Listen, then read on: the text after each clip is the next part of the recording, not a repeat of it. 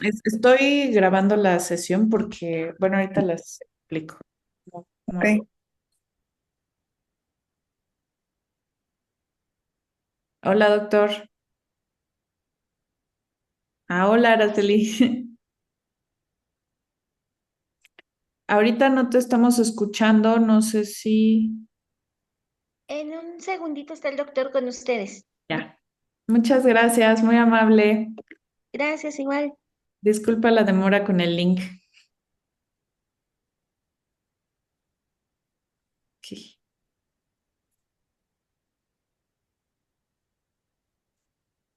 Hola, doctor.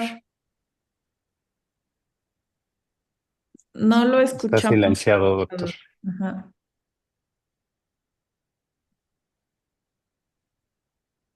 A ver si ahora lo puse. Sí, Listo. Ya está. Hola, muy doctor. bien. Hola, muy buenas tardes, Claro, doctor. muy buenos días, Ricardo, Alejandra. Hola, doctor. Qué gusto verlo otra vez. Sí, hombre, hacía ya un rato que no la veía. Sí, ¿verdad? Ujú.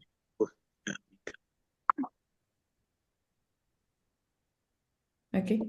Bueno, ahorita estoy grabando la sesión de Zoom porque normalmente, como lo hemos estado haciendo, es que estas sesiones nos conectamos en Zoom todos al mismo tiempo, así evitamos como problemas o en la medida de lo posible dificultades técnicas. Yo grabo aquí en mi computadora y después se lo mandamos al ingeniero José, que está ahí en el departamento, que nos ayuda ahí a darle unos pequeños toques de edición, sobre todo al inicio para que tengan los nombres de ustedes y todo, y que tenga nuestra sesión para YouTube un marco especial así para el seminario y todo, y entonces ya se sube a YouTube y les compartimos a ustedes la liga y todo para que lo puedan ver ya cómo quedó al final.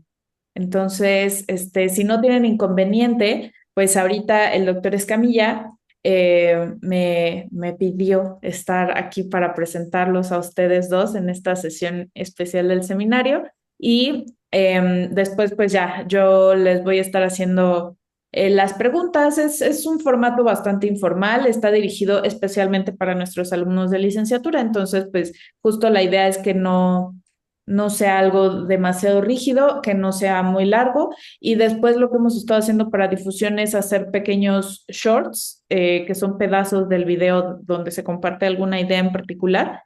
Y entonces lo difundimos y así para que llegue a más estudiantes. ¿De acuerdo? Sí, Ok. De, de hecho, Muy bueno, bien. doctor Narro, Carolina, les agradezco mucho la presencia y su participación en este seminario que vamos a tener del Departamento de Salud Pública.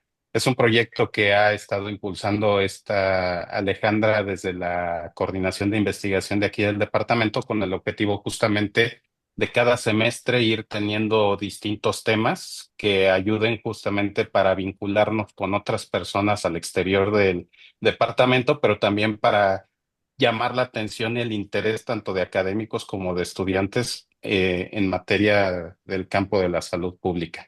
Entonces, yo no sé, Ale, si me pudieras, hacer favor, a mí me gustaría más, si tú estás de acuerdo, que presentaras tanto al doctor Narro como a esta Carolina Cepeda para que continúen bien con el seminario como lo tienes tú planeado desde los inicios del seminario.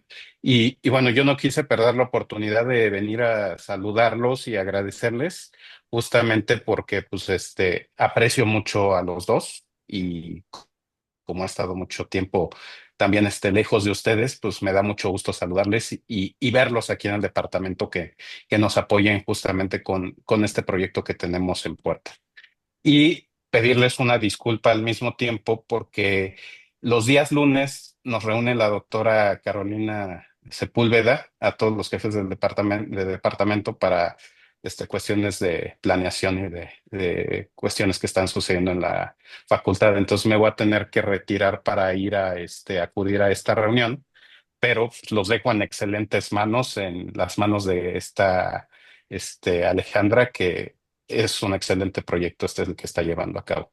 Entonces, nada más eso era lo que quería y por eso me conecté para poderlos saludar y agradecerles nuevamente. Saludos, Gracias, igual. tú, y que le vaya muy bien. Un abrazo a los Saludos, dos. gracias. Que estén Gracias. muy Bye, bien. Ricardo. Adiós, Alejandra, y gracias por el apoyo. Gracias. Bueno, entonces, sin más, si les parece bien, comenzamos, ¿sí? De acuerdo. Muy buenos días a todos. Bienvenidos a otra emisión del seminario Salud en Acción. Este seminario en el que discutimos diversos temas interesantes, importantes en materia de salud pública. Este semestre hablando de sistemas, gestión y políticas de salud. El día de hoy tenemos a dos invitados muy importantes, a la doctora Carolina Cepeda Tena, que es profesora del Departamento de Salud Pública, y al doctor José Narro Robles, quien también es profesor del departamento. Esta sesión, el tema es Sistemas de Salud en México, un enfoque colaborativo. En esta sesión buscaremos analizar la estructura y el funcionamiento del sistema de salud con un énfasis en la importancia de la cooperación entre el gobierno, la academia y el sector privado para cumplir precisamente los objetivos de nuestro sistema de salud. Entonces, me permito hacer una breve introducción, Ahora, que seguro no será necesaria de nuestros dos ponentes. Entonces, para empezar, la doctora Carolina Cepeda Tena, como ya había mencionado, es médico cirujano, es maestra en Ciencias de la Salud por la Facultad de Medicina de la UNAM, es también egresada del programa certificado de epidemiología para gestores en salud, que es impartido por la Universidad Johns Hopkins y del Consorcio Latinoamericano de Universidades. Es profesora asociada C en el Departamento de Salud Pública de nuestra facultad. Desde el 2007 ha impartido asignaturas en la licenciatura de médico cirujano como salud pública y promoción de la salud en el ciclo de vida y también epidemiología clínica y medicina basada en evidencias. Sus áreas de investigación incluyen mortalidad infantil y materna, inequidades en salud y salud sexual y reproductiva, entre otros.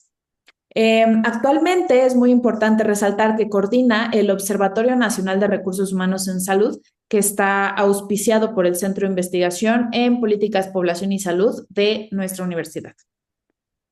Por otro lado, el doctor José Ramón Narro Robles ha desarrollado una destacada carrera como médico, siendo egresado de nuestra facultad y habiendo realizado estudios de posgrado en la Universidad de Birmingham, en Inglaterra.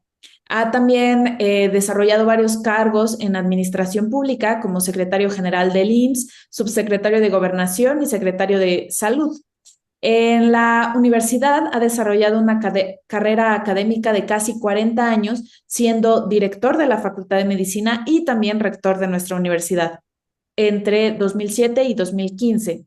Ha desarrollado una vasta producción académica y es autor y coautor de más de 118 artículos, capítulos de libro y 295 materiales de divulgación.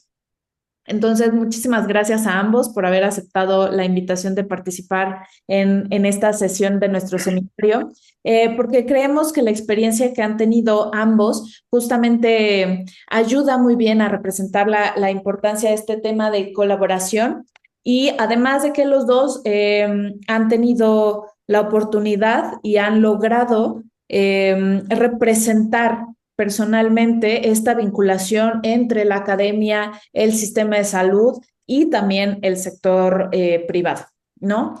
Entonces, no sé si quieran decir algunas palabras introductorias a nuestros alumnos que nos escuchan el día de hoy. la doctora Cepeda, por supuesto, primero. Claro que sí, Muchas doctor. gracias por la invitación. Eh, el tema que nos compete hoy creo que es de suma importancia para la formación de los futuros profesionales de la salud, ¿no? Es importante que entendamos desde un inicio cómo está estructurado el sistema de salud y cuáles son los retos y los desafíos que tenemos o tendremos durante los próximos años, que entiendan exactamente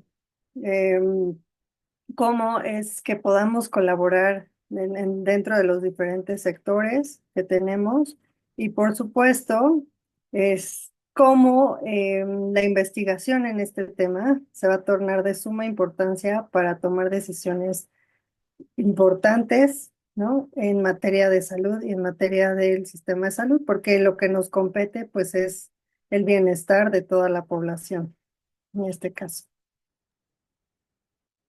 Pues si se me permite a mí simplemente decir eh, que me da muchísimo gusto poder estar aquí con ustedes, siempre hablar a los jóvenes alumnos de la facultad es un privilegio, es un gusto. Estoy seguro que para mí va a ser muy ilustrativo este intercambio junto con la doctora Cepeda y decir a la doctora Aguilar, decir al doctor Escamilla, muchas gracias por la invitación. Eh, la salud pública es algo que yo aprecio, admiro, estimo, reconozco y practico. Soy un profesional de la salud pública y pues un gusto estar aquí con ustedes. Deseo que les resulte de alguna utilidad las ideas, los argumentos, la información que vamos a intercambiar.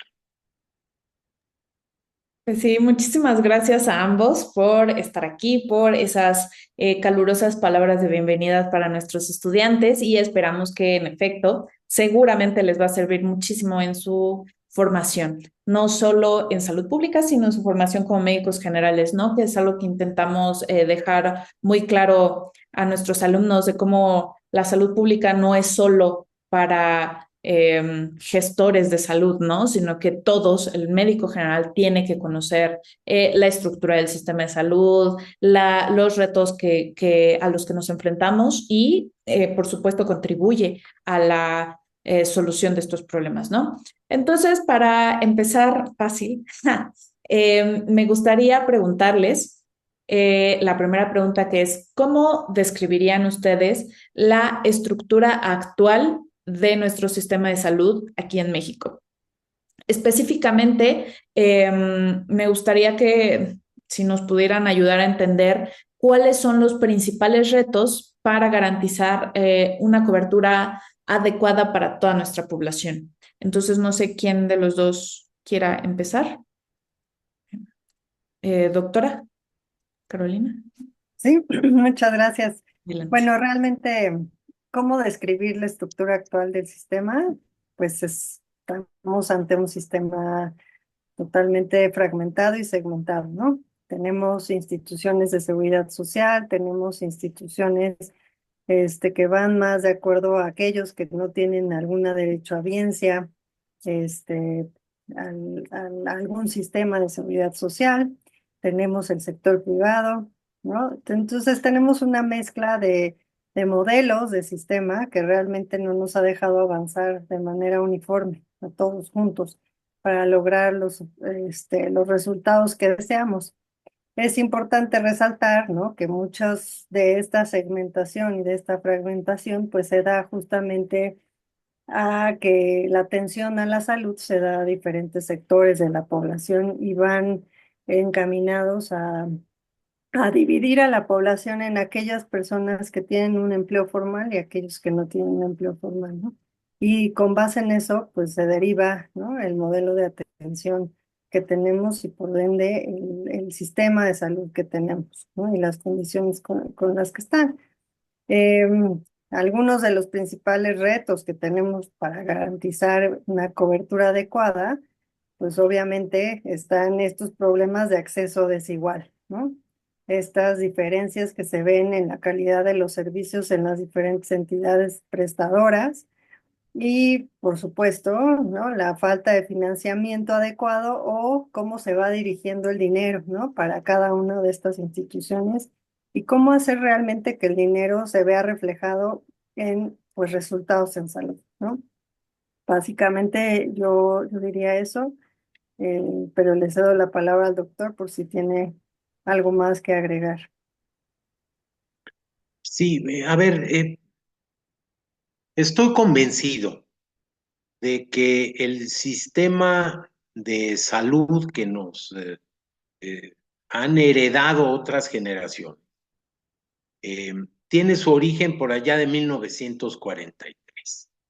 Es un punto donde cambia la manera de apreciar y donde se toma una decisión en aquellos años que tiene que ver con la creación del sistema de seguridad social. Y la población se segmenta en dos grandes grupos, ya lo dijo la doctora Cepeda, quienes tienen un empleo formal a partir de una contratación por un empleador privado y que la ley establece, hay la obligatoriedad de registrarlo dentro del Instituto Mexicano del Seguro Social, 1940. La población que no tiene esa condición y que por ende no tiene servicios médicos ni otras prestaciones, queda a cargo de la también naciente en aquel tiempo Secretaría de Salubridad y Asistencia. Tenemos pues más de 80 años con esta condición. Y sucede que por ahí de 1983, en enero de 1983, se aprueba un cambio en la Constitución General de la República que establece el derecho, dice ese texto, a la protección de la salud y que es para todos.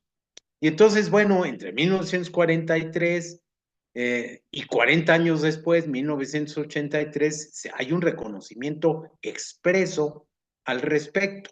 Antes, digamos, en ese periodo, en esos 40 años, los que no tenían seguridad social quedaban a cargo de la Secretaría, insisto, de Salubridad y Asistencia, creada en ese propio año de 43. Y fue un paso adelante en ese momento. Y fue un paso adelante en las siguientes 3, 4 décadas. Pero cuando en 1983 se establece que la salud es para todos, que es un derecho, pues empezamos a darnos cuenta de que hay enormes diferencias. Señalaba la doctora Cepeda algunas. El financiamiento no es lo mismo el financiamiento para un derecho habiente del Seguro Social que para alguien de la población abierta. La Secretaría de Salud vive momentos de transformación, hay una descentralización, los servicios estatales, etcétera, etcétera. Y lo que tenemos hoy es efectivamente un sistema que es incompleto en cuanto a su cobertura, que tiene un financiamiento mixto múltiple, porque hay cuotas de los trabajadores, hay cuotas de los empleadores, hay cuotas del gobierno federal, y después son prestaciones muy desiguales en calidad, en cobertura, en amplitud, etcétera. Entonces yo soy de los que piensan que nuestro sistema hoy tiene que vivir más que sufrir, vivir, tener una gran transformación. A México le urge una reforma en su sistema de salud y le urge establecer, en mi opinión, un servicio nacional de salud. Hasta ahí dejo este apunte que simplemente reitera y complementa algo de lo que dijo la doctora Cepeda. Claro, sí, muchísimas gracias. Precisamente un poco a este tema álgido es al que queríamos llegar. Es muy común que escuchemos en el discurso, tanto de profesores, de académicos, pero también de políticos, gestores, etcétera, esto de nuestro sistema de salud está fragmentado y segmentado, ¿no? Entonces, no sé si pudieran a lo mejor hacer un pequeño aclaración de a qué nos referimos cuando, o a qué se refieren las personas cuando dicen que es fragmentado por un lado y segmentado también. Y después, si pudieran platicarnos de entonces, ¿cuál es la relación que existe entre los diferentes subsistemas de salud y cuál es el impacto que tiene en la atención médica, ¿sí? Entonces, a lo mejor siguiendo el mismo proceso, doctora Carolina, ¿quiere empezar? Sí, gracias. Me da pena con el doctor, pero sí, porque creo que él tiene más experiencia en esto y espero que nos platique más a detalle lo que intentó hacer hace algunos años, ¿no? Pero bueno, cuando hablamos de fragmentado, pues es justamente esto que existen varios subsistemas, ¿no? Y cuando hablamos que es segmentado, pues sí nos referimos al tipo de población que accede a estos subsistemas, ¿no? Y que habíamos dicho, ¿no? Que básicamente la gran segmentación de la población es con base en su calidad de estar empleado formalmente, ¿no? En alguna empresa, en alguna industria, en algún lado, ¿no? Entonces, básicamente eso. En cuanto a cómo esta fragmentación, digamos, dificulta la atención médica y cómo están relacionados estos subsistemas, pues es importante destacar, ¿no? Que justamente existe una falta de integración entre estos subsistemas, ¿no? Como bien le llamaste. Ocasionando inclusive en algunas veces duplicación de servicios, ¿no? Hay personas que pueden tener seguridad social, ¿no? Por algún lado, ya sea el IMSS, ¿no? Pero por otra condición laboral o por ser cónyuge de alguien que labora en el Estado o en el gobierno, es derechohabiente también del ISSSTE o inclusive, ¿no? De Pemex, ¿no? Puede tener, inclusive, no solamente duplicación, sino en algunos casos triplicación, ¿no? De servicios. Obviamente, pues todo esto tiene repercusiones, ¿no? A nivel de atención médica. Por un lado, ¿no? Se agranda esta brecha de desigualdad, ¿no? Importantemente, pero pues también pueden aparecer falta de continuidad en los tratamientos, obviamente barreras, inclusive geográficas, ¿no? Para ciertos pacientes, para moverse entre estos subsistemas. Eh, por lo tanto, se entorpece la atención, ¿no? Se pierde eficiencia en todo esto y esta falta de interoperabilidad entre estos sistemas de salud realmente pues, impactan, ¿no? En los recursos, en cómo se utilizan y obviamente al final en la calidad de la atención, ¿no? Entonces el paciente es el que acaba sufriendo todo este viacrucis, ¿no? De tratar de atender su salud y no se logran los resultados esperados. Básicamente.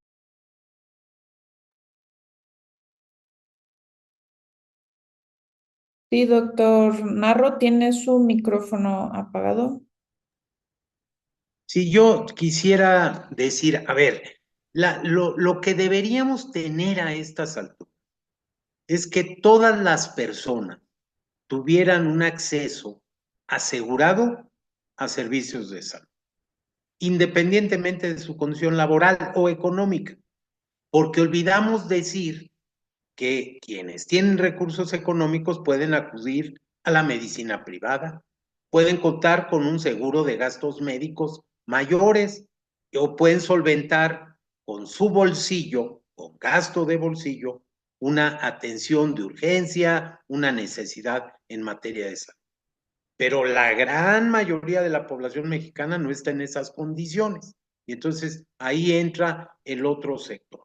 Y nada más para que nuestros alumnos comprendan esa fragmentación de la que habla la doctora Carolina Cepeda, doctora Alejandra Aguilar, conviene que repasemos simplemente que tenemos en materia de seguridad social, IMSS, ISSSTE, SEDENA, SEMAR, Secretaría de Marina, Secretaría de la Defensa Nacional, con servicios, pero también Pemex.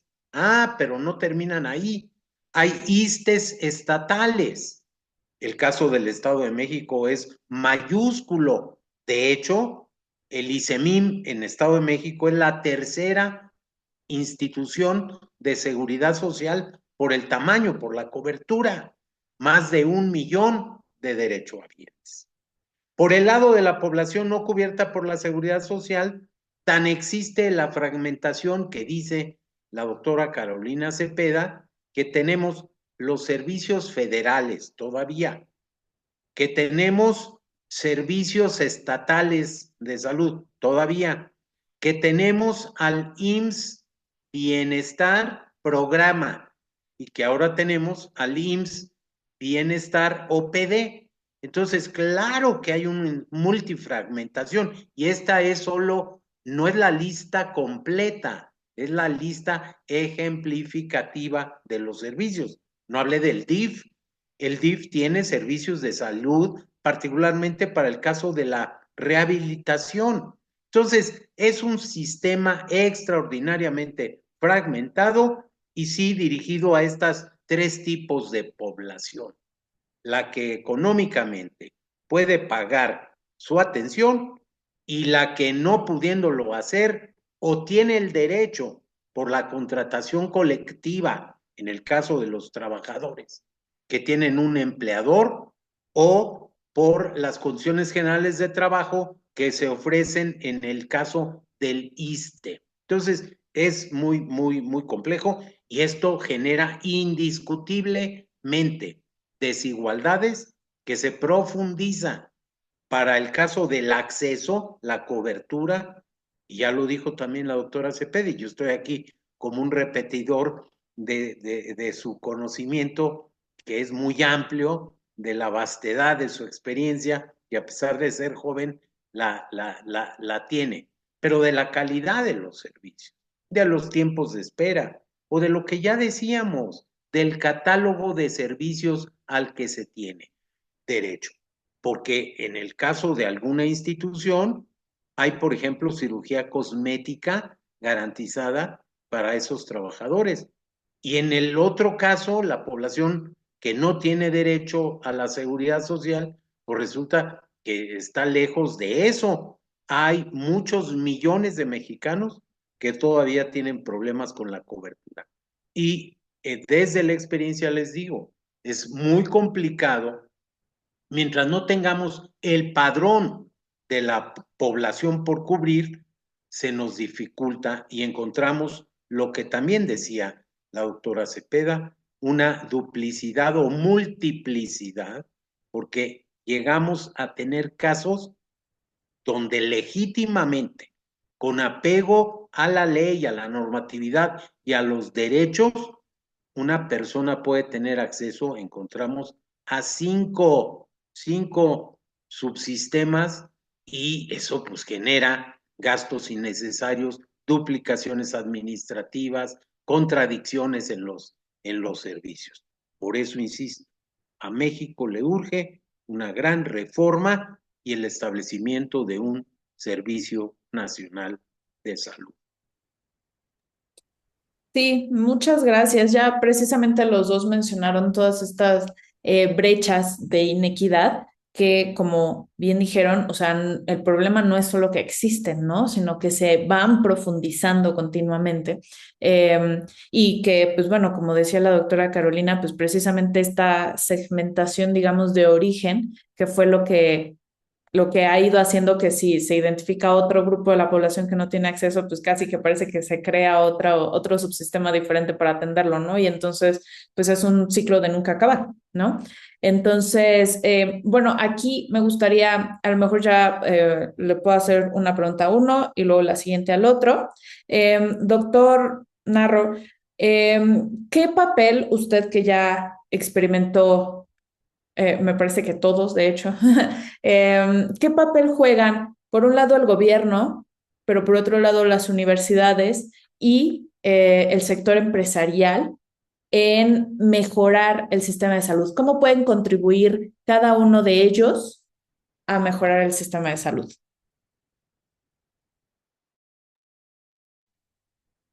En un país como el nuestro, tiene que haber, y yo lo defiendo enormemente, una participación del Estado nacional, quiero decir, los poderes establecidos, el Ejecutivo en el nivel federal, pero también en el estatal, más lo legislativo en el nivel federal, pero también en el estatal, senadores, diputados en lo federal, diputados en lo estatal, y por supuesto también el poder judicial, que tiene que, con mucha frecuencia, juzgar situaciones de violentamiento, de violencia de distinto tipo para con las personas, particularmente el incumplimiento del derecho a la salud establecido en el artículo 4 constitucional. Entonces, ¿qué pasa con estos tres grandes ámbitos que usted, estimada doctora Aguilar, establece? ¿Tiene que haber una estructura pública, gubernamental, del Estado? Sí, sin duda. ¿Hay una participación en todo esto para la vida académica? Claro que sí, y ahorita lo trataré de concretar. Y por supuesto también hay una participación del sector privado. Decíamos que hay personas que pueden, que quieren tener acceso a la medicina privada y tienen absolutamente el derecho. Vivimos en una economía mixta. Yo defiendo lo público primordialmente y a mí me parece en particular que en los últimos años lo que vimos en contradicción con lo que se decía es un avance en el sistema privado, obligada a la población por la ineficiencia de lo público, tan sencillo como eso.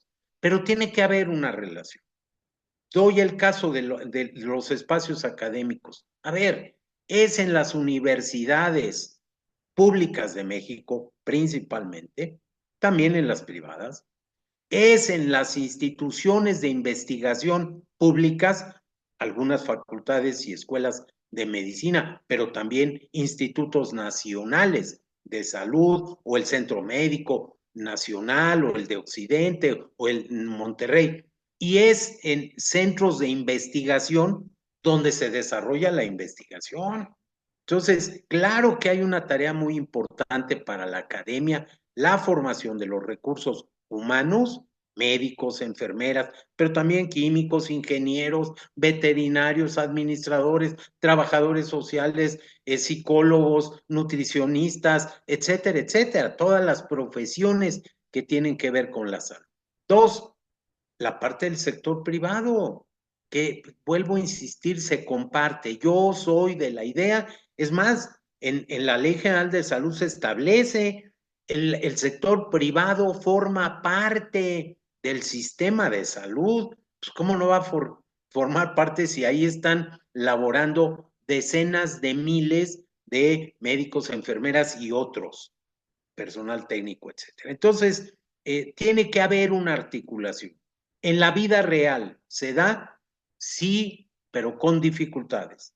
Y parte de la reforma debería ser el dejar mucho más claramente diferenciadas las responsabilidades y las obligaciones. Doy un caso en donde nos urge normar adecuadamente lo que está pasando. Consultorios adyacentes a farmacias, que han crecido, que se han incrementado en número, en cobertura, en amplitud de horarios, etcétera, y que vienen a sustituir una tarea que desafortunadamente en los últimos años se ha dejado de cumplir con la efectividad que se requiere en el sector de lo público. Urgen alianzas público-privadas.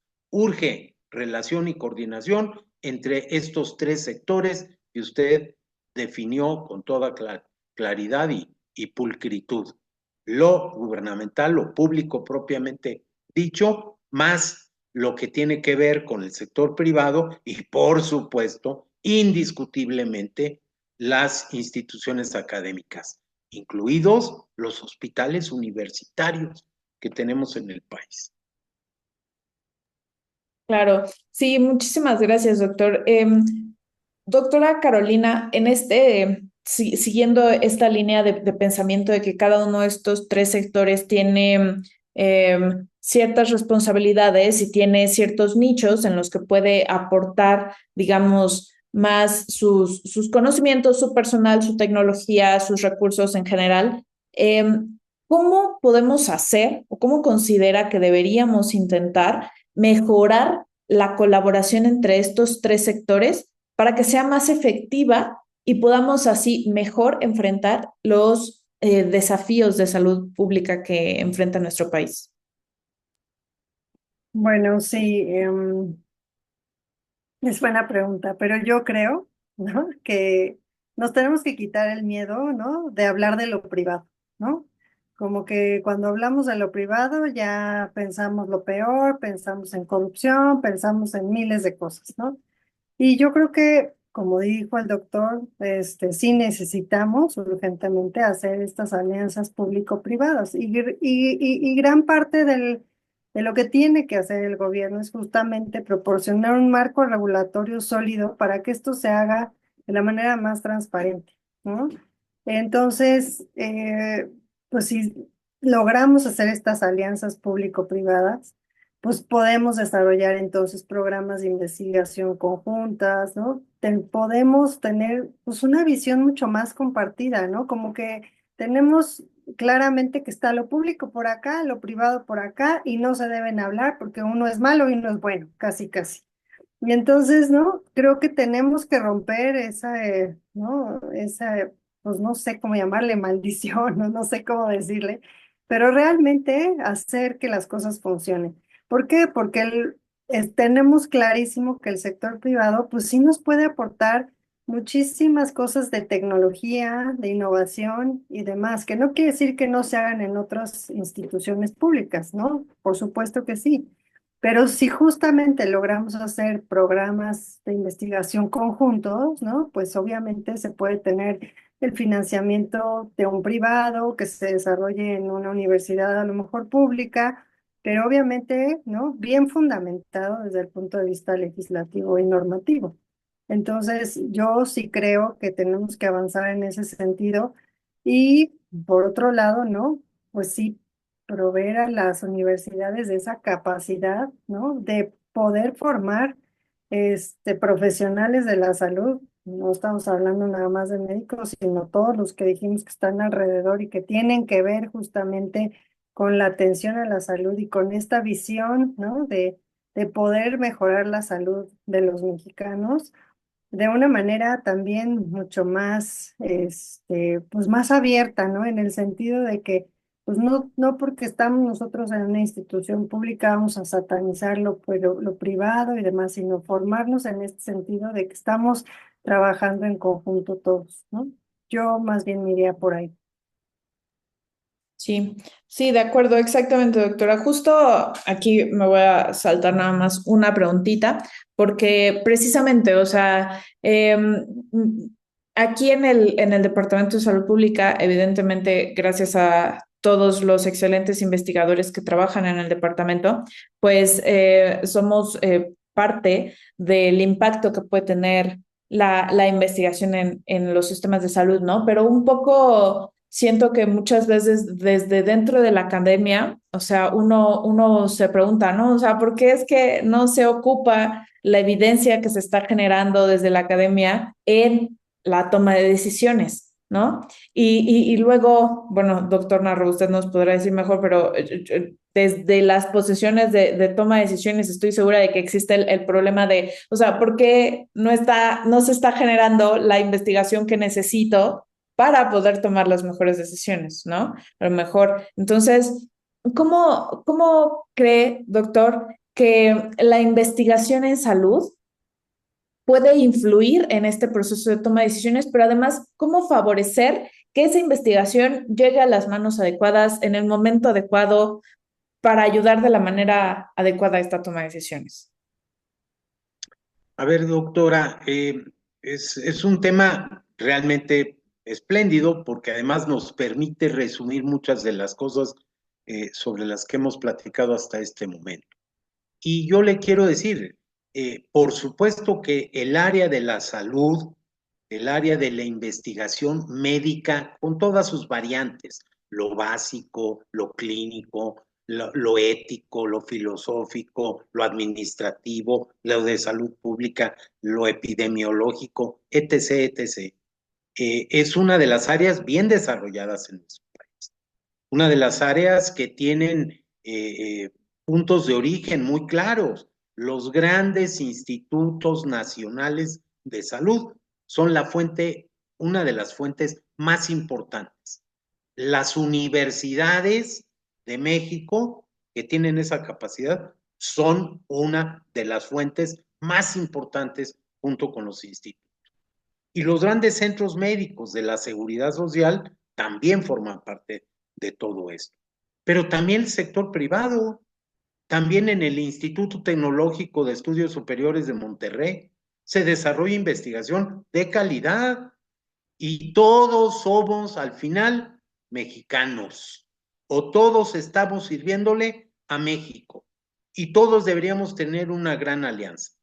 Junto a esto están las áreas del sector privado, por ejemplo, en el tema de la industria farmacéutica, que requiere investigación, que a veces la hacen directamente en laboratorios importantes, nacionales y multinacionales, y que dan productos.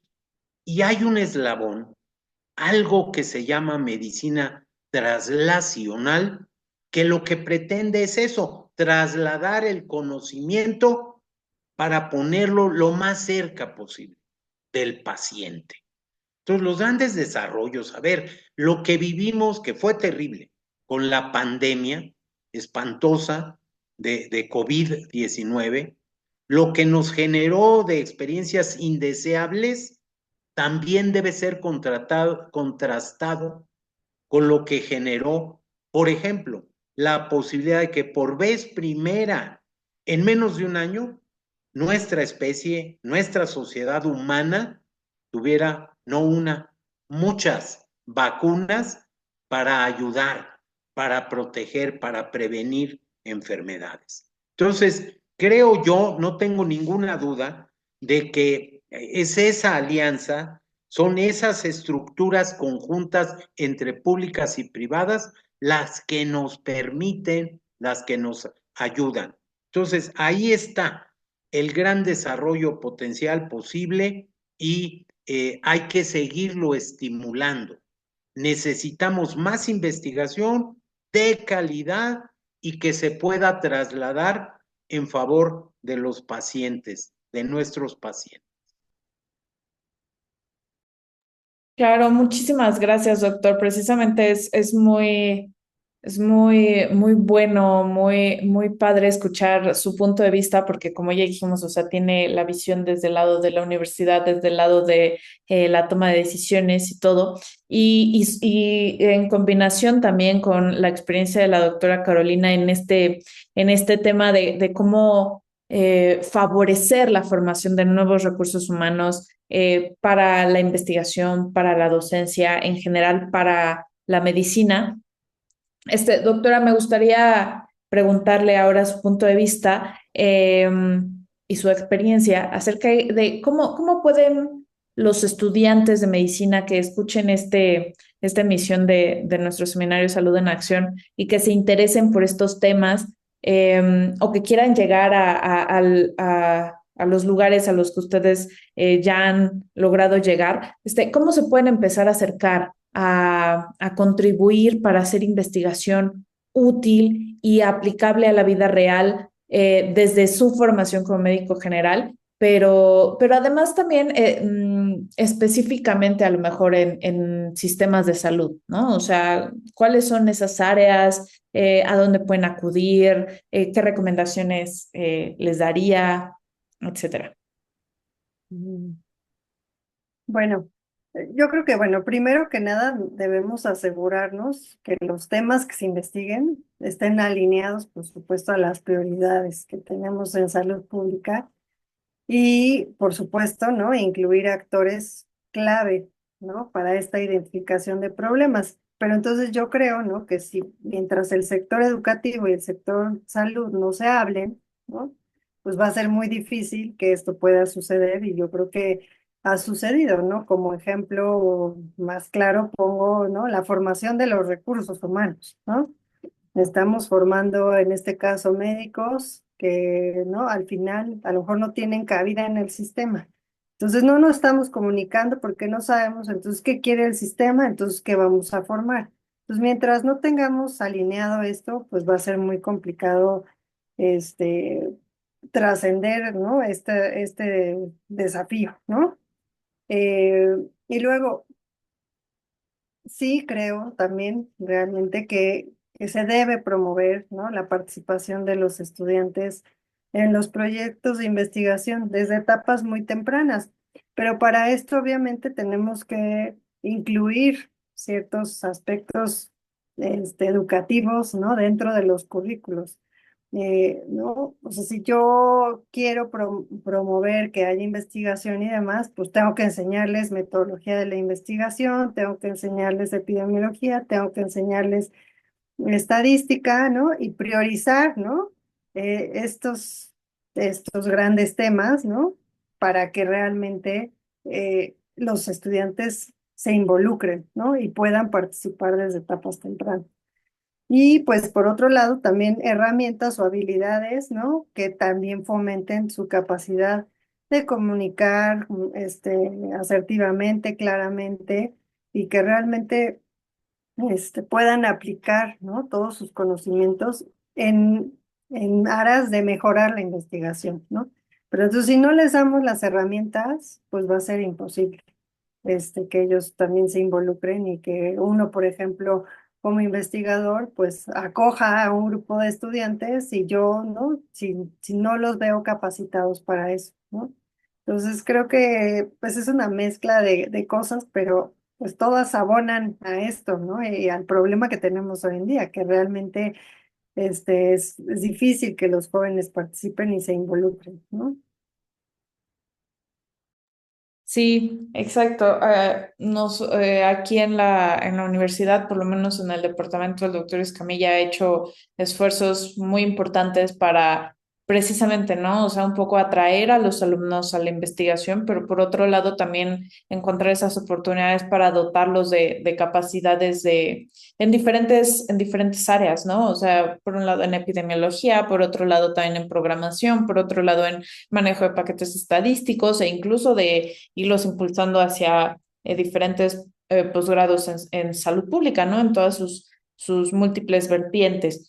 Pero también la segunda, digamos, parte, como usted ya mencionó, doctora Carolina, esta parte de identificar las necesidades o las áreas de mayor importancia o esos huecos en el conocimiento que es importante llenar para satisfacer las necesidades del sistema de salud. Aquí, ¿cuál es el proceso? ¿Cómo le hacemos para alguien que hace investigación y que quiere de verdad satisfacer esas necesidades? ¿Cómo le hace para identificarlas, para decir, este es el tema que debería investigar, ¿no? No solo porque me interesa, no solo porque es importante, porque es bueno, sino, o sea, porque es necesario, ¿no? ¿Cómo podemos identificar esas necesidades particularmente? No sé quién de los dos quiera empezar o quiera contestar esta pregunta.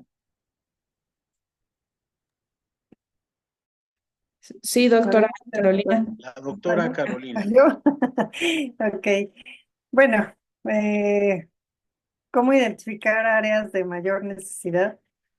Pues creo que pues sí tenemos que empezar por analizar la información que tenemos disponible, ¿no? O sea, datos epidemiológicos, tenemos que acercarnos a lo mejor a grupos de profesionales de la salud que están a lo mejor el día a día, ¿no?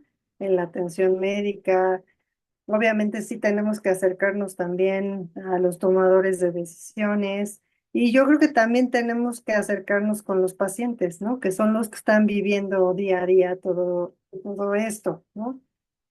Eh, por otro lado, creo que también es importante pues evaluar políticas, ¿no? Las políticas que ya están es importante evaluarlas porque no me sirve de nada que a través de los años cambie, ¿no? Digamos, el sexenio y quien llegue dice esto no sirve, ¿no?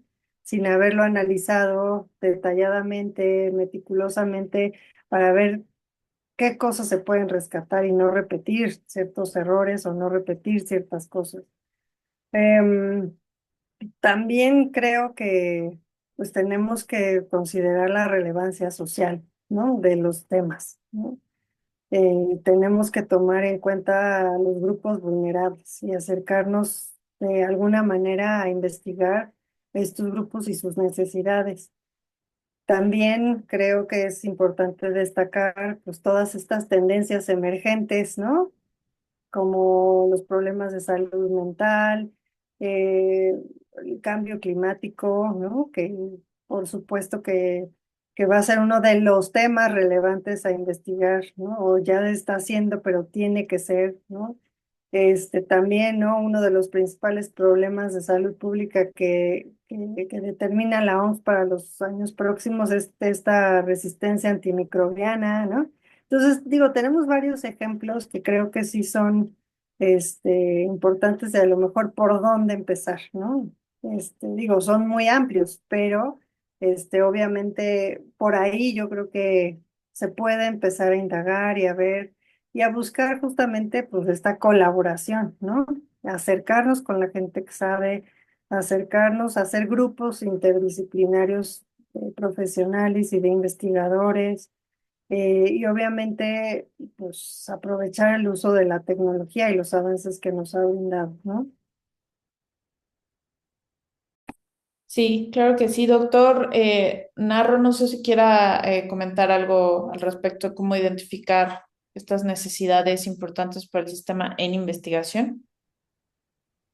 Sí, con mucho gusto.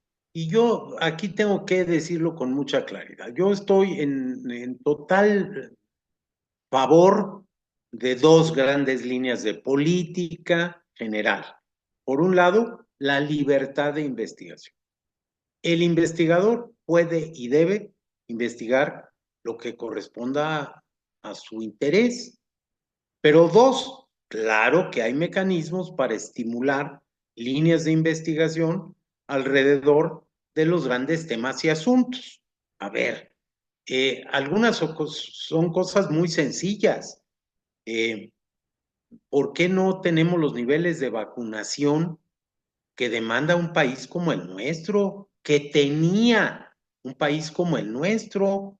Entonces, ese es un asunto imperdonable que tiene que ver con la epidemiología, pero no por culpa de la epidemiología, que tiene que ver con la pediatría, que tiene que ver con el crecimiento y desarrollo, con la prevención, con todo eso, pero la responsabilidad está en quienes tienen que aplicar los programas y quienes tienen que garantizar la disponibilidad de los biológicos y los mecanismos para hacerlo. Pero caramba, si lo hemos hecho. Entonces, yo estoy de acuerdo. Hay una libertad para definir, pero también hay una responsabilidad para señalar los grandes temas. ¿Dónde están los grandes temas?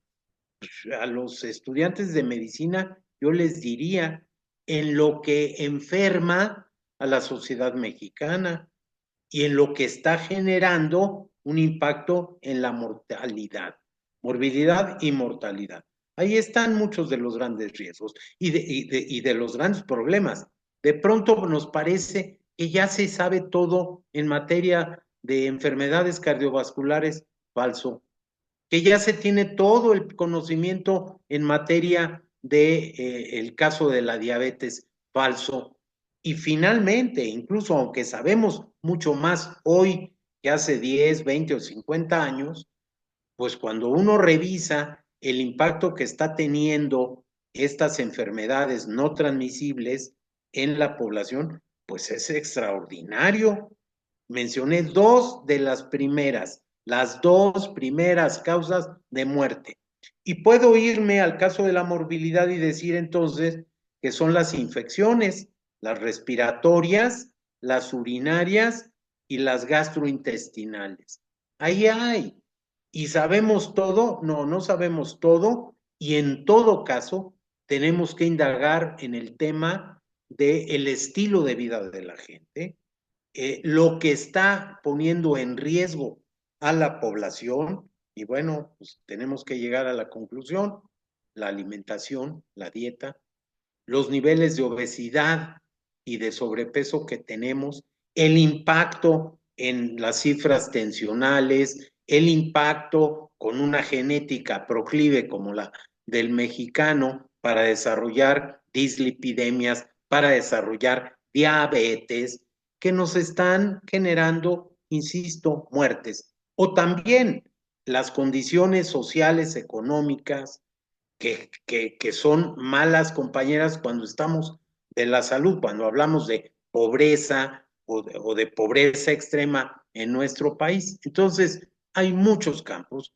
Yo a los jóvenes estudiantes los alentaría a que independientemente de su vocación final por la que vayan a transitar ya cuando sean médicos, si son médicos generales, grandes oportunidades para hacer investigación.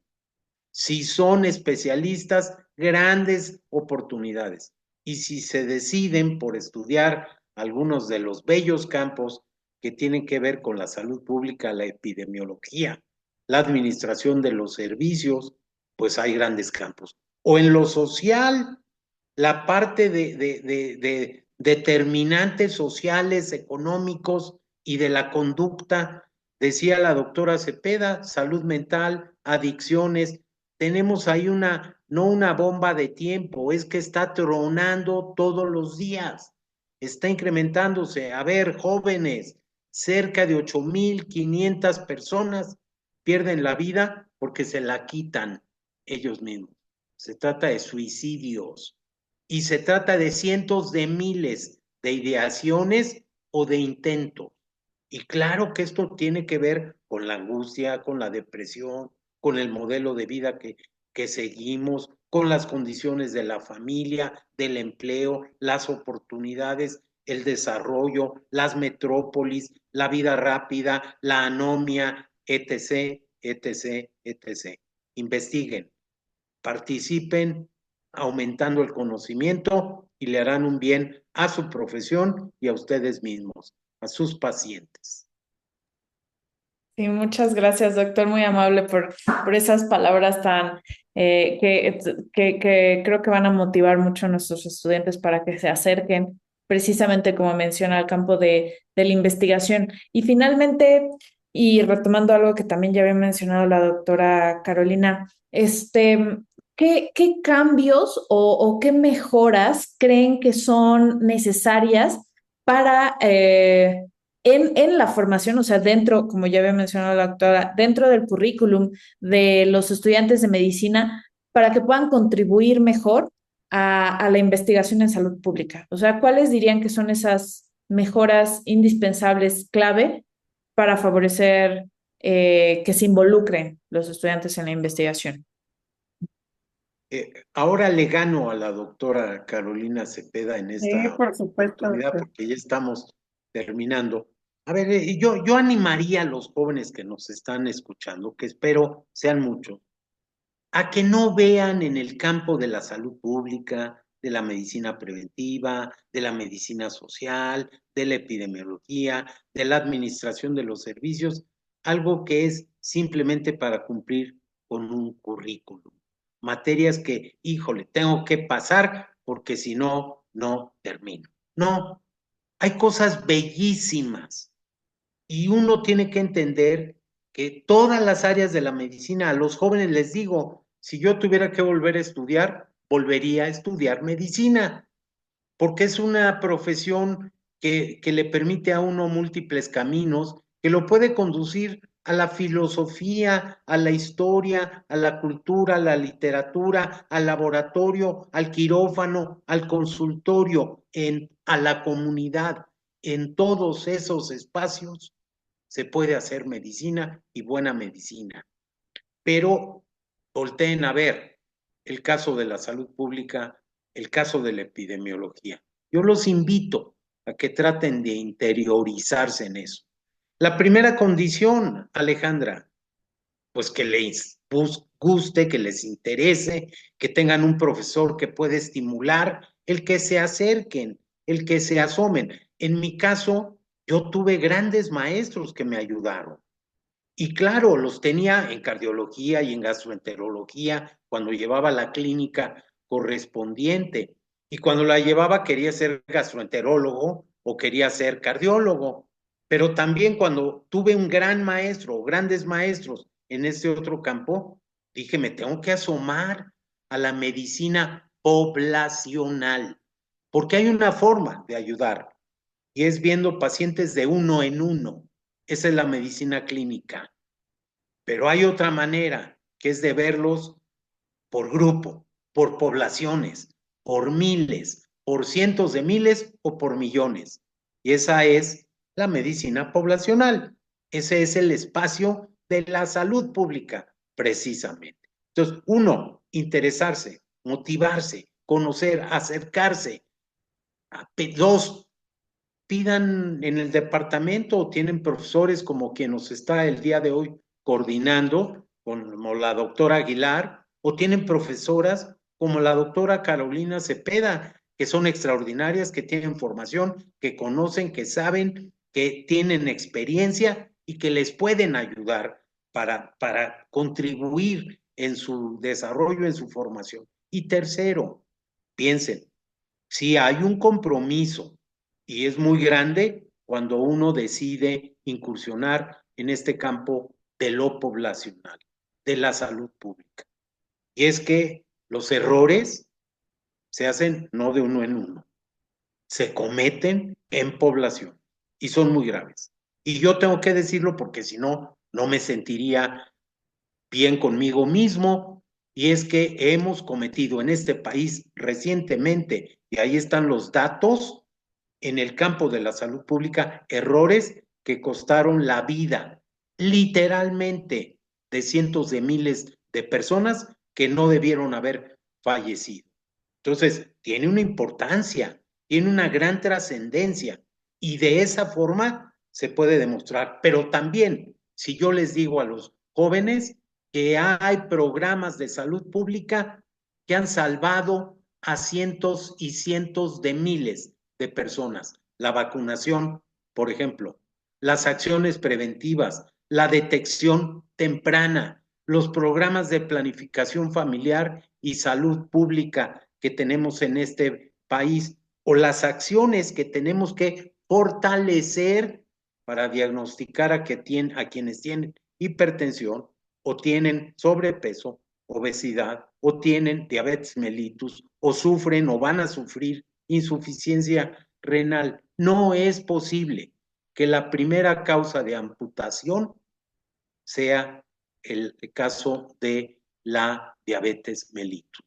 La primera o la segunda depende de los lugares, de las poblaciones. No, no es posible.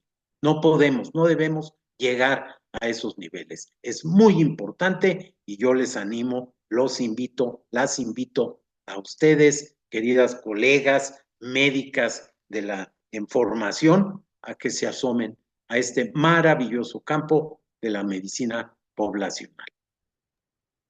Muchísimas gracias, doctor. Doctora Carolina, ¿quiere complementar la respuesta del doctor Narro? No, pues es que me dejó ya sin palabras. No, no, muchas gracias también al doctor siempre por motivar a los estudiantes, pero yo sí los invitaría justamente a eso, ¿no? A que se atrevan a indagar, ¿no? Es que yo creo que muchas veces están como en el día a día estudiando esto, y ni tiempo les da de reflexionar, ¿no? Ante lo que están estudiando en ese momento, ¿no? Como que van ahí en la inercia el día a día. Entonces, sí los invitaría a que se sienten a reflexionar sobre lo que están viendo en sus materias, ¿no? Y para qué les va a servir, incluida obviamente las materias relacionadas con la de la salud pública.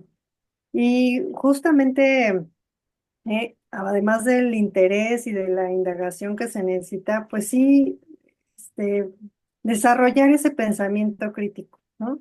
Creo que, digo, es una de las competencias que pues, se promueven en el plan de estudios de médico en formación, pero pues muchas veces, ¿no? Ni nosotros como profesores lo fomentamos, ¿no? ni ellos mismos también se sientan a reflexionar justamente qué es lo que yo puedo hacer por la salud de los mexicanos, ¿no? Ya sea como dice el doctor, aunque sea de manera individual, ¿no? O de manera colectiva, pero ¿qué es lo que yo puedo hacer de verdad? ¿Por qué estoy aquí estudiando medicina? ¿Qué quiero hacer? ¿No? ¿Cuál va a ser el resultado? ¿No? Pero realmente reflexionarlo desde el fondo, ¿no? No nada más, pues porque es lo que me toca hacer y es lo que mañana tengo examen y bla, bla, bla, ¿no? Realmente es reflexionar en qué quiero hacer y qué quiero aportar para este país, ¿no? Que pues es un país grande, pero necesitamos personas grandes que sigan, trabajando por él, ¿no? Muchísimas gracias a ambos por todas sus aportaciones en este seminario. Estoy segura de que significará mucho para todos los alumnos que vean esta emisión en particular. Y pues bueno, no me queda más que reiterar el agradecimiento de parte de todo el Departamento de Salud Pública, especialmente del doctor Escamilla, y personalmente les agradezco a ambos por haber aceptado esta invitación a participar. Espero que no sea la última vez que participen en los seminarios del departamento. Y pues bueno, muchas gracias a ambos. No sé si quieran decir algo de despedida. No, pues yo también agradezco la investigación, digo, la invitación y obviamente pues estoy a sus órdenes, ¿no? Lo que necesiten. A mí me encantó participar en este diálogo el día de hoy. Creo que se tocaron puntos muy interesantes que justamente creo que pueden hacer despertar, ¿no? Este interés en los alumnos, ¿no? Entonces, muchísimas gracias por la invitación. Y fue un placer, doctor, como siempre, compartir con ustedes este espacio. No, al contrario, muchísimas gracias. Reitero lo que dice la doctora, un gusto estar con ustedes, los estudiantes, a través de esta maravillosa tecnología. Muchas gracias, estimada doctora Aguilar Rodríguez, por la invitación a usted, al departamento, al doctor Escamilla, y por supuesto, decirles a los su gran compromiso, porque ustedes lo escogen, ustedes están aquí con nosotros en la Facultad de Medicina, porque ustedes lo seleccionaron y fueron seleccionados además, de muchas maneras, de muchas formas, incluidos nuestros jóvenes alumnos procedentes del sistema de bachillerato universitario, del colegio o de la Escuela Nacional Preparatoria, que tuvieron que pasar un examen de admisión cuando ingresaron. Pero ustedes están aquí porque tienen o dicen tener una vocación, y una vocación de servicio. La formación, la profesión que ustedes han seleccionado es para servir a la gente, es para ayudar al paciente. A veces la ciencia no alcanza, pero siempre se puede estar junto al enfermo. Y cultiven esa relación. Esa relación médico-paciente es hasta terapéutica, es indispensable, pero también hay una relación entre el profesional y el trabajo en las comunidades. También se da y tiene que ser una relación ética y tiene que ser una relación con niveles de cercanía, de comunicación y de confianza. Cultívenlas, desarrollenlas, diviértanse, aprovechen, están en la mejor facultad de medicina en la que se puede estar, no tengo ninguna duda, lo digo con todo respeto por muchas otras, salvo las universidades Benito Juárez, que hasta por el propio gobierno han sido reprobadas. Pero ustedes están en la mejor, aprovechen, tienen grandes profesores y hay grandes posibilidades de que sigan ustedes esa gran tradición de médicas y médicos mexicanos. Enhorabuena, felicidades y otra vez muchas gracias. Muchas gracias.